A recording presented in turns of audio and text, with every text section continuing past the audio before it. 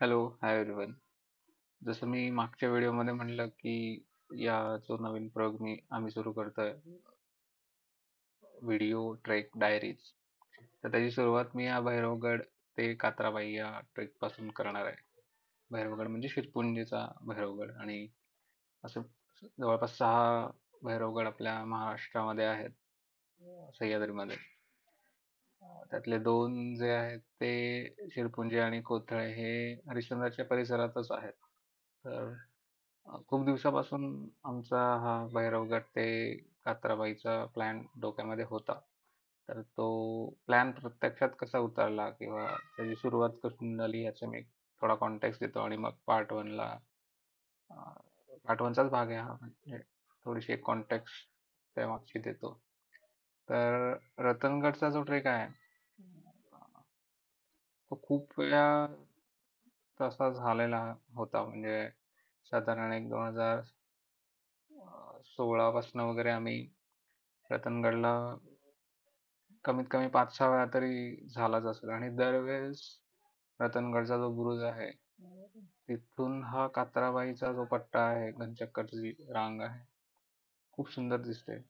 दरवेळी आम्ही तिथे टक लावून त्या कात्राबाईच्या खाली दरीत वाहत जाणाऱ्या अशा कातळाकडे बघत बसतो आणि मग त्याचे फोटो घेऊन रिटर्न येतो. दरवेळेस विचार यायचा की अरे हा पट्टा एकदा झाला पाहिजे किंवा आजोबा झाला पाहिजे. आजोबा आधी ऍक्च्युली आमच्या डोक्यात होता, आणि त्या त्या दृष्टीनेच आम्ही आजोबाचा प्लॅनही 2-3दा झाला. पण एकदा तर असं झालं की आजोबाच्या पायथ्यात कुमशेतमध्ये आम्ही गेलो, आणि तेव्हा नेमका पाऊस आला होता. नंतरच्या 2 वर्षीचाच तो प्लॅन होता, आणि गावकऱ्यांनी सांगितलं की खूप घसारा झाला आहे तिकडे, तर तुम्ही त्या वाटेने जाऊ नका. त्यामुळे आम्ही ठरवलं की रिस्क घ्यायची नाही, आणि आजोबाचा प्लॅन तेव्हा पोस्टपोन झाला. सेम गोष्ट झाली जेव्हा गिरिदर्शनचा आजोबाचा ट्रेक जवळपास नक्की झाला होता. पण त्यावेळी अचानक काही बसमध्ये बिघाड झाल्यामुळे वगैरे तेव्हा सुद्धा आजोबा कॅन्सल झाला होता. सो फायनली 2023 मध्ये जेव्हा आमचा प्लॅन ठरत होता, तेव्हा घनचक्कर म्हणजे शिरपुंजीचा भैरवगड ते कात्राबाई अशी पूर्ण रेंजच करायचं ठरलं होतं आमचं तिघांचं, मी, सारंग आणि रोहित. त्या दृष्टीने थोडं आमचं प्लॅनिंग सुरू होतं, आणि सारंगचं ओंकारोक्षी बोलणं सुरू होतं की कसं करता येईल किंवा वाटाड्या, आणि त्याने एक वाटाड्या दिला सुद्धा होता, बट नेमकं त्याला त्या वाटाड्याला काहीतरी काम असल्यामुळे तो 5 नाहीत या असं म्हणत होता. किंवा मग तिथनं आपण सुरू करू, किंवा तिथनं मग पेट्याची वाडीमध्ये वगैरे असं थोडंसं प्लॅनिंग चालू होतं. पण फायनली आम्ही जेव्हा मागच्या वेळी आजोबाचा प्लॅन फिसकटला होता, तेव्हा ज्यांच्याकडे थांबलो होतो, आसवले जे सरपंच आहेत कुमशेतचे, तर त्यांच्याकडेच एका लालू आसवले म्हणून वाटाडे आहेत, त्यांचा नंबर मिळाला, आणि मग फिक्स झालं ते की ते आमच्यासोबत ही रांग पूर्ण करण्यासाठी तयार झाले होते. फक्त आता प्रश्न होता की सुरू कुठून करायचं, गाडी कुठे लावायची, आणि प्लॅन कसा करायचा. मग एक चांगलं सोल्युशन असं मिळालं की जी एस टी आहे, मुक्कामी एस टी कुमशेतची, ती तसंही सकाळी शिरपुंज्यावरनं जाणार होती. त्यामुळे मग आम्ही असं ठरवलं की गाडी डायरेक्ट कुमशेतला न्यायची, आणि मुक्कामी एस टीने उलटं यायचं अकोलेकडे, राजूरकडे, आणि मध्ये शिरपुंजीला उतरायचं. मग तिथून ट्रेक सुरू करायचा, आणि कात्राबाई करून मग कुमशेतला उतरून गाडी घेऊन पुण्याकडे यायचं. असा एक एकूणच तो प्लॅन ठरला होता. तर हा व्हिडिओ किती मोठा होईल माहित नाही, पण माझा एक प्रयत्न असेल की प्रत्येक व्हिडिओ साधारण एक 15-20 मिनिटात संपावा. बघूया. ज्यांना इथली भौगोलिक स्थिती किंवा टेरेन्स माहित नाही, त्यांच्यासाठी मी एक थोडा मॅप ओपन करून दाखवतो की आमचा एकूणच प्लॅन कसा झाला होता, आणि त्या भागामध्ये नक्की काय काय आहे. तर ही त्या फर्स्ट डेची गार्मिन ऍक्टिव्हिटी आहे, सारंगच्या गार्मिन मधली. आणि ओके, तर मुळात ही घनचक्करची रांग अशी इथनं आडवी पसरली आहे भंडारदऱ्याच्या समोर. इथे समोर रतनवाडी, रतनगड वगैरे येते आणि पलीकडच्या साईडला इथे सांधन आणि जास्त झाला स्क्रॉल. सांधन आणि एम के ची रांग येते, कळसुबाईची रांग येते बेसिकली पलीकडच्या साईडला. आणि जर तुम्ही दक्षिणेकडे गेला इकडे, इथे वासने येते, पेठेची वाडी, वासने आणि सगळी हरिश्चंद्रचा पसारा इथे सुरू होतो. गुडण्या होत्या. हा बघा इथे वासने आलं, सो इकडून मागे सगळा हरिश्चंद्रचा परिसर, इकडे कोथळे आहे. तर आम्ही मुक्कामी पहिल्या दिवशी कुमशीतलाच येणार होतो आणि मग उलट इकडनं भैरवगड सुरू करून अशी ही रांग करत करत कात्राबाईकडे यायचं, असं थोडस प्लॅन होता. आणि मग उतरताना पुन्हा कुमशीतमध्ये. आमच्या नशिबाने मला खूपच सुंदर वाटाडा मिळाला आणि प्रत्येक त्याला खाचन खाच या भागातली माहिती होती लालू मामांना. 13 जानेवारी 2023 ला संध्याकाळी आम्ही निघालो. सो आता मी थोडा फोटोंकडे येतो. राणी सारंगचीच गाडी होती. तो आम्ही निघालो पुण्यात लवकर. नाशिक रस्त्याला आम्ही म्हणजे जिथे आळेफाट्याच्या अलीकडे हे एक चारंग बाबा खानावळ आहे, तिथे थांबलो होतो. हा फोटो मी मुद्दाम घेतलाय व्हिडिओ मध्ये सांगण्यासाठी, असं की आपल्याकडे एक जनरल पद्धत असते की हॉटेलमध्ये गेल्यावर आपण ऑर्डर देतो, मला हे पाहिजे, मला ते पाहिजे. तर आम्ही गाडी लावली, या चारंग बाबा खानावळीमध्ये घुसलो आणि मेनू कार्ड मागितला त्याला. तर तिथला जो वेटर होता तो इतका हायपर ऍक्टिव्ह होता की तो आमच्या टेबल पाशी आला आणि म्हणाला की थांबा मी सांगतो ऑर्डर, तुम्ही एक पनीरची ही भाजी घ्या, एक राईस सांगून टाका यांना, त्यानंतर रोटी सांगून टाका. आणि हे त्याने आम्हाला न विचारता डायरेक्ट किचन मध्ये सांगून सुद्धा टाकलं की यांची ऑर्डर ही आहे. म्हणजे जवळपास असं झालं होतं की तुम्ही माझ्या इथे आलायत हॉटेलमध्ये, मी सांगतो तुम्हाला काय ऑर्डर घ्यायची आणि ते गुपचूप खायचं निघायचं. असं एक थोडा तो चारंग बाबा सर्किट मस्त वेटर होता. म्हणून फोटो इथे मुद्दाम टाकलाय. सारंग चारंग ते राईम होत असल्यामुळे आम्ही घुसलो होतो या चारंग बाबामध्ये. असं काहीतरी विचित्र आणि अनुभव येतात हायवेवरच्या ढाब्यांना. जेवण ठीकठाकच होतं, बट तो वेटर भन्नाटच होता. म्हणजे त्याने स्वतःच ऑर्डर दिल्या सगळ्या आमच्या सुरुवातीपासून एंडपर्यंत. आणि मग जेवण करून आम्ही निघालो. म्हणून हा चारंग बाबाला तेव्हाच नमस्कार ठोकला तिथनं आणि ठरवलं की या हायवेला इथे कधी थांबायचं नाही आता, कारण तो तुम्हाला ऑर्डर्स विचारत नाही, स्वतःच सांगतो, लक्षात ठेवा. नंतर रात्रीपर्यंत आम्ही आंबीत क्रॉस करून इथे पोहोचलो होतो. म्हणजे तिथे भंडारदरा, रंधा फॉल्स, तिथनं पुढे डावीकडे आपण कुमशेतला वळतो तर हा तो ही ती पाटी आहे. तिथनं मग कुमशेतला आम्ही साधारण 11:30 पर्यंत पोहोचलो असू. रात्रीचे एक 2-4 फोटो असे घेतले.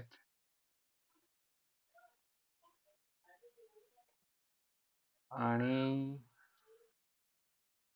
थंडी खूप होती. म्हणजे जानेवारी असली तरी, जानेवारी म्हणजे संक्रांत आलीच होती, पण तरी थंडी खूप होती. त्यामुळे असवलेंच्या घराबाहेरच आम्ही टेंट टाकला होता. आणि कुडकुडत आम्ही मग स्वेटर वगैरे घालून टेंट मध्ये झोपलो होतो. थोडा वेळ ऊब वगैरे घेतली. पहाटे लवकर उठायचं होतं, त्यामुळे आम्ही साधारण एक 6 ला वगैरे उठलो होतो. तर हा फोटो किती वाजताचा आहे बघूया. ठीक आहे, बरोबर हा फोटो 6चा आहे. म्हणजे 6 वाजता आम्ही जवळपास हालचाल सुरू केली होती. आणि हा फोटो पण आय थिंक 6चाच आहे. तर छान एक तारे वगैरे सुद्धा या फोटोमध्ये आलेत. हा आमचा टेंट होता. नाही, हा सोले मामाचा टेंट होता, आमचा आम्ही गुंडावून सुद्धा ठेवला आहे. आणि हा फोटो हा एसटी मधला आहे. लाल परी आपली खडखड खडखड वाजणारी सकाळी सकाळी आम्ही पकडली होती. 6:21 ला हा एसटी मधला फोटो आहे बघा.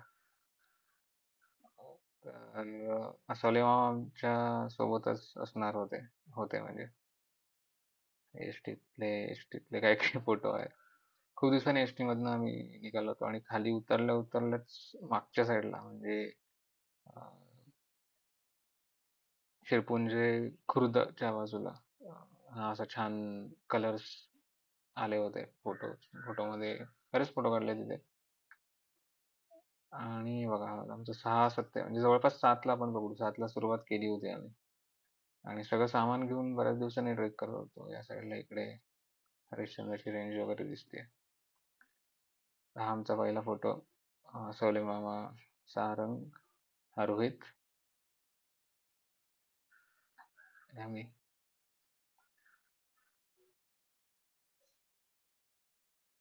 ओके.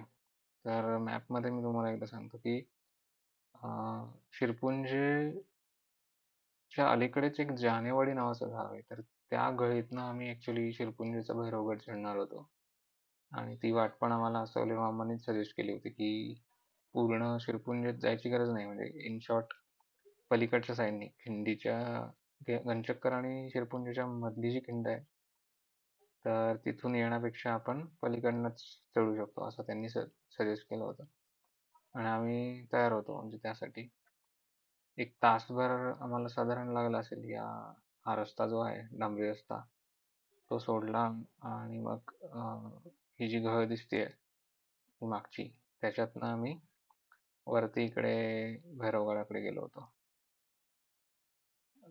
हा फोटो रोहितचा आहे. मागे छान सूर्योदय होत होता नुकताच आणि मस्त वातावरण होतं थंडीत त्यामुळे अजिबात दम लागत नव्हता. रिफ्लेक्शन एक दोन ठिकाणी मिळालं होतं आणि जेव्हा थोडंसं वरती चढल्यानंतर मागे बालेकिल्ला तारामती वगैरे दिसू लागले होते. हे बघा इकडे रोहिदास इकडे वगैरे दिसतंय बालेकिल्ला दिसतोय इकडे तारामती राईटला दिसतंय. हा पण एक छान फोटो आला होता कारण मध्ये खिंड जी आहे त्याच्या डाव्या साईडने सूर्योदय होत होता त्यामुळे आणि ढग तसेच होते त्या मस्त छान कलर्स पसरले होते हे बघा इकडे. सो हा जो फोटो आहे राईट साईडचा हा त्या गळीतला आहे जो जो मी मॅप मध्ये दाखवत होतो. सारंग आणि वरती रोहित आहे. समोर आता इथे पूर्ण बघितलं तर रेंज दिसते हरिश्चंद्रची. काही काही क्लोजअप फोटो पण मिळाले इथे. थोडीशी विजिबिलिटी होती काही काही ठिकाणी दिसत नव्हते इकडे राईट साईडला आय थिंक राईट का लेफ्टला पावरगड वगैरे सुद्धा दिसत होते.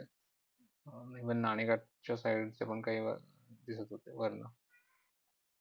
हा तर आता ही जी राईट साईडला शिडी दिसते ती आम्हाला शिरपुंज भैरवगडकडे घेऊन गेली आणि डावीकडे ही शिडी दिसते ती लेफ्ट साईडला घनचक्करच्या डोंगराला जोडणारी होती घनचक्करच्या अलीकडच्या डोंगराला.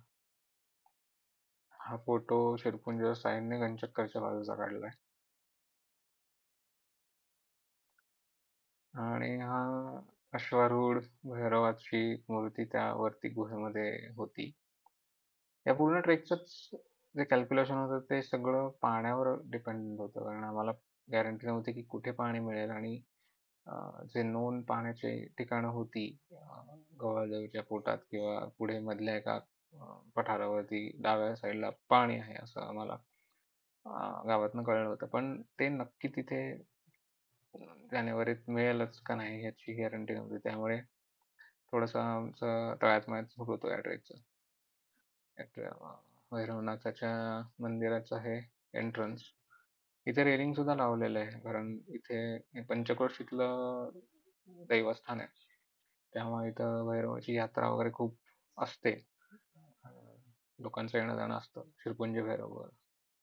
इथे एक विरगळ होती तर विरगळ हा प्रकार बऱ्याचदा सगळ्यांना माहिती असतो की जेव्हा युद्धामध्ये एखादा सैनिक मृत्युमुखी पडतो तर त्याची आठवण ही विरगळीतनं दाखवण्याचा एक प्रयत्न केलेला असतो त्याला एक श्रद्धांजली म्हणू शकतो आपण. खालच्या जो पट्टा असतो त्याच्यामध्ये त्यांनी त्याचं शौर्य दाखवण्याचा प्रयत्न असतो म्हणजे युद्धाचा प्रसंग नंतर त्याचा मृत्यूचा प्रसंग असतो आणि शेवटी तो त्याचा जो प्रवास असतो ते इष्टदैवत असतं जनरली ते शिवाच असतो. महाराष्ट्रामध्ये बऱ्याच ठिकाणी शिवाच दाखवलंय.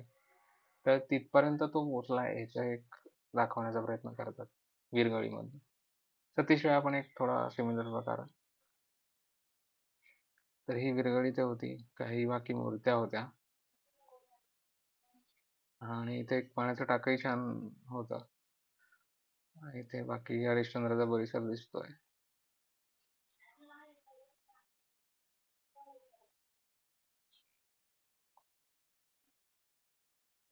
सूर्य आता इथे पूर्ण वरती आला होता आणि तो भैरवाचं जे ठिकाण आहे तिथून थोडं मागे गेल्यावरच हा जो खडक दिसतोय इथे पाण्याचं टाकं छान होतं आणि पाणी सुद्धा खूप सुंदर होतं. सुमधुर पाणी त्याच्यात होतं.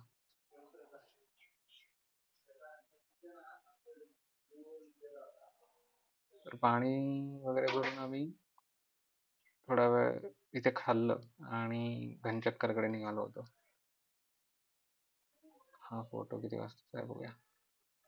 9 वाजता म्हणजे बराच टाइमपास केला आम्ही तिथे. घनचक्करकडे निघालो होतो. हा एक छान फोटो भगवा ध्वज आणि मागे आता सूर्य पूर्ण वरती आला होता. मागे हरिश्चंद्रची रांग ढगातच होती. असा एक छान फोटो इथे मिळाला होता. पुढे जाताना हे सगळं सुकलेली झाडी आणि मागे हरिश्चंद्रची रांग इथे पूर्ण हा परिसर दिसत होता. मागे सेकंद हे बघा.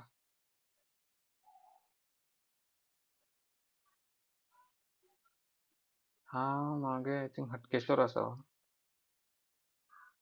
हा बहुतेक ते हटकेश्वर असावा राहण्यात आलं.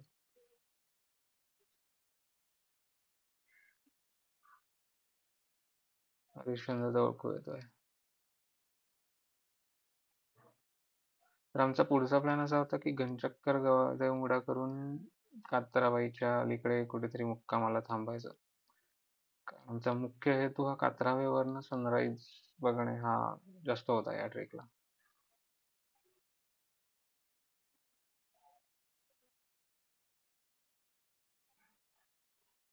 सीतेचा डोंगर आणि कलाडगड खाली.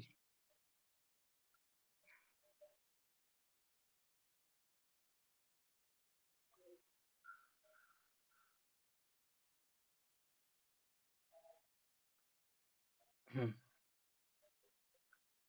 हा जो रस्ता होता घनचक्करचा तो असा इकडनं थोडासा राईट साईडला फिरून वळण घेऊन इकडनं वरती जात होता घनचक्करकडे.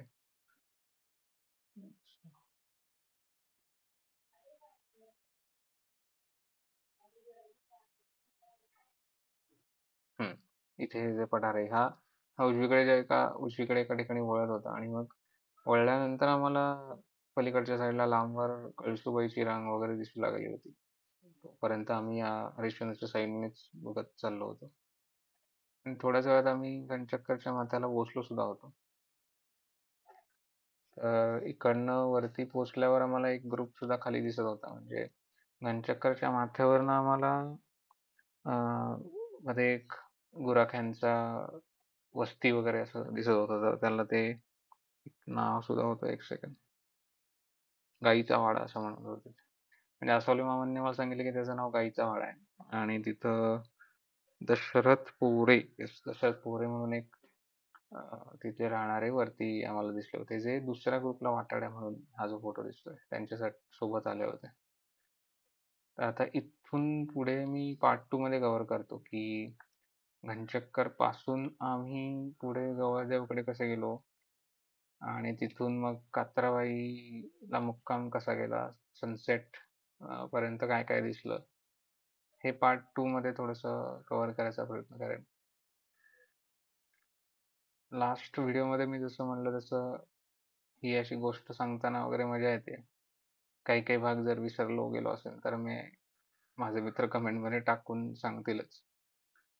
बट आय होप की हा एक नवीन प्रयोग सगळ्यांना आवडेल.